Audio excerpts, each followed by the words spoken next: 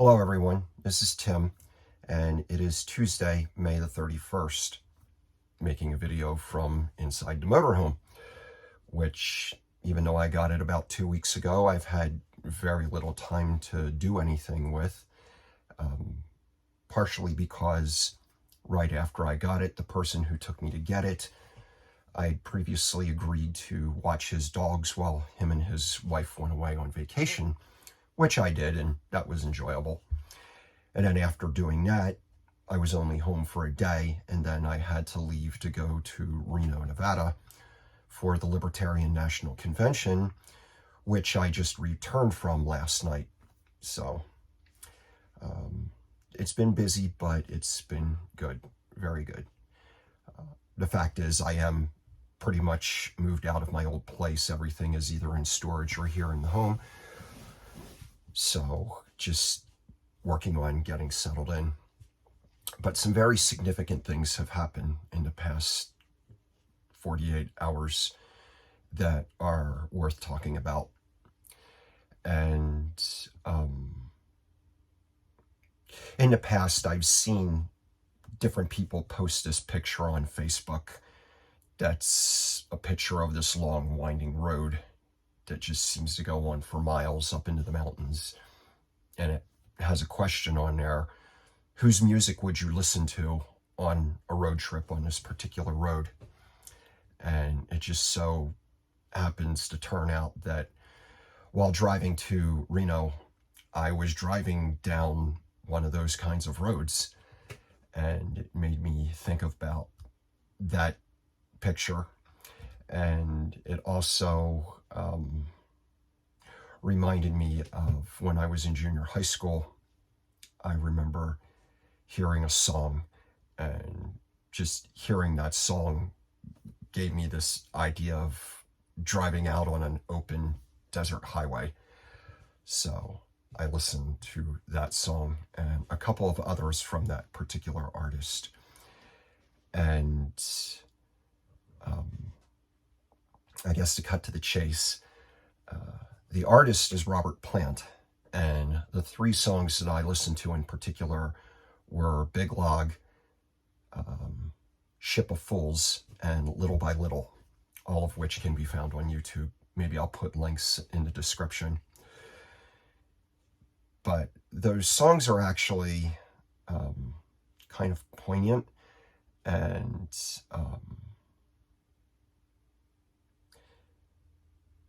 kind of solemn. You know, driving to Reno, being out there on that road, even though there was quite a bit of traffic from time to time, it had me thinking about some of the things that have been happening recently, different tragic events, and how these things affect all of us, regardless of how we feel about them, just because we're all connected as human beings. So it was something that was just weighing on me on the drive up there, and those particular songs just kind of brought that out. Also, for honorable mention, I also listened to the songs Bell Bottom Blues from Derek and the Dominoes, and Can't Find My Way Home from Blind Faith. It's interesting. I knew who Robert Plant was as a solo artist before I was aware of the fact that he was originally the lead singer of Led Zeppelin. It's what happens when you grow up with MTV, and just at that time. So anyway, when I first started to get involved with the Libertarian Party in the spring of 2017, this was the first time I'd ever been involved in such a thing. So I wasn't aware of how these organizations worked and how they were structured. But I was willing to learn. And I ended up being a delegate at the 2018 National Convention in New Orleans. And upon going there and being able to observe affairs at the national level, it was clear that there was what is called a caucus, which is an organization within a larger organization that is usually designed to accomplish common tasks. These people tend to vote in blocks. They tend to agree on different issues. They organize within a larger organization to get things done, which people have a right to do. But it was clear that there was one of these, there's actually several of them within the party, but there's one in particular that seemed more organized and more on purpose about doing what they wanted to do. And being new to all this, I really didn't understand the issues at hand. I could only observe the situation, but there was clearly a contest going on. And probably the most difficult thing about that was seeing the attempts at obstructing party business from simply proceeding. Then at the 2020 convention, that was mostly online because of the shutdowns. It was very difficult for everybody to assemble in Florida, so most of the people attended through Zoom, which was interesting. A Zoom call with 1,000 people on it. It worked. It happened. It actually flowed a lot better than I expected. But still, there was this ongoing contest occurring. And in Reno, this contest reached its climax in the fact that this caucus pretty much accomplished everything that they wanted to do. They pretty much swept the entire leadership of the party. All of their people got in for chair, vice chair, secretary, treasurer, several of the regional reps, at-large people, judicial committee. It was kind of impressive, I gotta say, from looking at it as objectively as possible, to see a group of people, a lot of young people, I must say, doing their thing to get their results.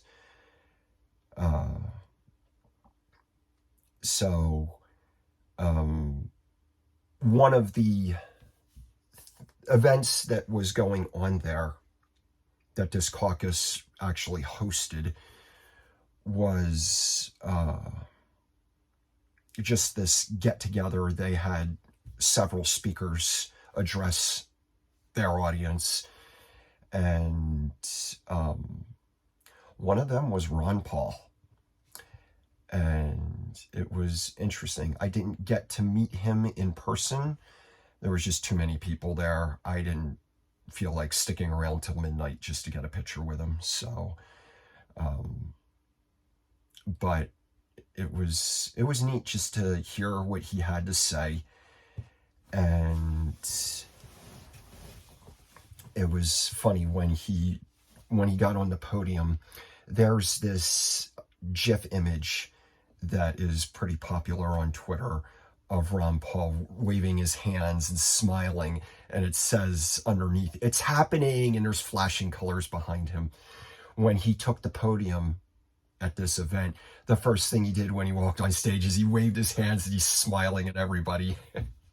I didn't get a picture of him doing that, but somebody else did, and they sent it to me. So it was encouraging to be in a room of young people that were just really excited to, be involved in their country's governmental process. And, Ron didn't sugarcoat things. He let them know that you folks have a very daunting task in front of you. If you seriously want to make an impact on America's political landscape, you are going to have to convince 1/3 of the entire country just to be recognized, much less, get anywhere. But as far as I see it, it's challenge accepted.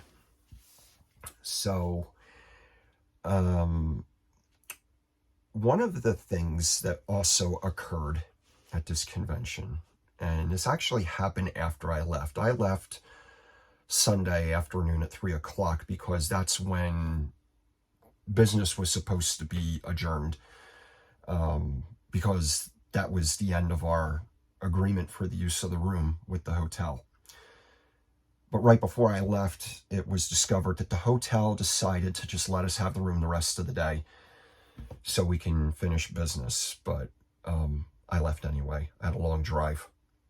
And as I was driving home, somebody that I know had texted me and let me know that one of the items of business that was voted on was the removal of one of the planks of the party's platform. And that was on the issue of abortion. And all I told this person was, wow, thanks for letting me know that. He wasn't too happy about it. And I said, we can talk about it when you get back. But anyway, I'd like to read to you what the original platform was. It's only one sentence, so it's no big deal. It said, the original platform stated in relationship to abortion, recognizing that abortion is a sensitive issue and that people can hold good faith views on all sides, we believe that government should be kept out of the matter, leaving the question to each person for their conscientious consideration. That was voted on to be removed entirely, at least for the time being. Now keep in mind, when the National Convention meets, there's always the option that the delegates have they can fill out a card that lists all the items on the party's platform, and you can choose one that you would like to see either removed or reconsidered. And you're actually given 5 cards, so you can vote on 5 different planks, or you can vote all 5 of your votes on one plank if you feel that strongly about one of them, or vice versa, or you can mingle them up or whatever. So the fact of the matter is, at every convention that I've been able to, I have voted all 5 times to have abortion removed from the party's platform. And so I was not upset when I heard that that actually happened. I was jumping for joy, because the fact of the matter is the Libertarian Party is very strongly divided on this subject. It's literally right down the middle. Half the people are for it, half the people are against it. And because of that, I feel that the party should not take a position on the subject until that is either resolved or some other answer or something else is proposed. Because what I just read here doesn't address the issue at all. As a matter of fact, what this actually says is probably the most non-committal and spineless approach to the subject that anybody can take. I mean, this idea that people can hold good faith views on all sides is not realistic. People do not see the other side as having good faith on this subject, no matter which side you're on. So, what can I say? It happened. So where things go from here, I really don't know.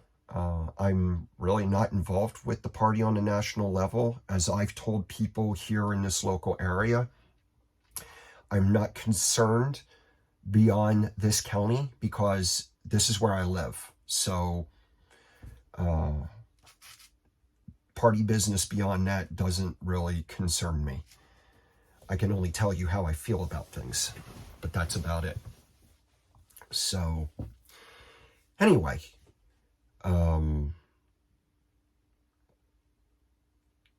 apart from that, now that that goal has been accomplished, the next thing that I'm personally focused on is something called ranked choice voting. And I heard that this has already been implemented in the state of Alaska. I don't know that for sure. I haven't checked yet. But there are people that are working on this, implementing this in all states. And I'm involved with the organization that is trying to have it introduced here to Arizona. And what ranked choice voting is, it's a means of voting where, let's say you have 4 people that are running for the same office. Normally you vote for the guy you want, and if he loses, too bad, you wasted your vote. Well, with ranked choice voting, you're not wasting your vote, because if 4 people are running, you can literally vote for all 4 of them. The way it works is you vote for the guy you want. If he doesn't win, your vote is deferred to your second choice. If that person doesn't win, your vote is deferred to your third choice. And if that person doesn't win, then the guy at the bottom gets it. And of course, you can choose to only vote for 1, 2, whoever. It's totally up to you, but it gives people the opportunity to vote for the underdog and not feel that they're wasting their vote. That's very important, because this is the biggest obstacle that libertarians have, being a third party, is inspiring people to take that leap. And it's easy for someone like me to do that, because it doesn't matter who wins elections. I've won at life, so everything else is relative. But not everybody else is in that position, so you have to meet people where they are. So this is the next big step, is to have this implemented, at least in Arizona, if not in every state, because it's kind of hard to argue against and say that that's not a good thing. I know people who are against it because if you're afraid of competition, you're afraid that somebody's got better ideas and a better solution than you do, then yeah, of course you're not going to want them to have any chance. But the current system of voting, really, the real drawback to it is that it really pits people against one another. It's kind of like either your guy wins or they lose. And now it's like, sucks to be you if your guy loses. And that doesn't benefit everybody on the whole. So that's where things are. So who knows how things are going to unfold from here. When the people in this caucus, when their people started winning offices, there's a lot. It became very obvious that shots were fired, and there's people that are already leaving the party. Somebody told me they were just removing all their social media accounts, like they're just going into total hiding. I mean, for some people, they see it as some kind of doomsday scenario. Others see it as one of the best things that could happen. And the fact is, there are 2 people, I found out at the convention, that there are 2 people that are involved in this caucus that are residents in my county. And I've already spoken with one of them, and I'm going to be speaking with the other one. And I'm letting them know that I'm not going to resist them. We're on the same team, and we're going to work together to advocate freedom on this planet, because that's the big picture. And so it's a new day. And I'm just really excited, because I feel that a big obstacle has been removed from me personally to actually want to get more involved. Maybe even consider running for a public office. Previously, I had no interest in doing that because of the abortion issue. I didn't want a party position to define mine. So by not having a position, I'm free to just talk about this subject without having to apologize for some other position. So, yeah. So, I suppose I'll just end right there for now. There's so much more that could be talked about, especially in regard to the removal of obstacles, because there were two enormous ones that were taken care of last month, and the effect that those things will have on me personally will be more significant to talk about once I actually implement what it is that I'm to do now that those things are not a hindrance anymore. So I hope you're all doing very, very well, because things are going to get much better. And that's even without talking about Hex or Pulse Chain. Wow, that's amazing. But now that I mentioned it, while charging my car yesterday in Flagstaff, these two college kids walked up to their car, which was parked next to mine, and the one kid's like wanting me to roll down my window. He's like, he sees my shirt, and he's like, "Are you an Hex?" I'm like, "Of course." He's like, "Have you heard of Pulse Chain?" I'm like, "Yeah." He's like, "Man, I put money into that. It's like I could hardly wait for that to launch." And I was telling him a little bit about my experience in crypto. He's like, "No way. No way. You know who Richard is? You've talked to him? You've been in since day one?" I'm like, "Yeah." He's like, "No. So, we're everywhere, and we're growing, and we're winning. And that doesn't even include the encounters I had at the convention with people. People just saying, "Oh, that's a really nice tie." I tell them, "Oh yeah, it's the logo for my favorite cryptocurrency." And they're like, "Oh really, what's that?" And it's Hex. And they're like writing it down and getting on their phones and stuff. And it's like, getting the word out there is easy when you're in the right place and the right time and things like that. So, all right.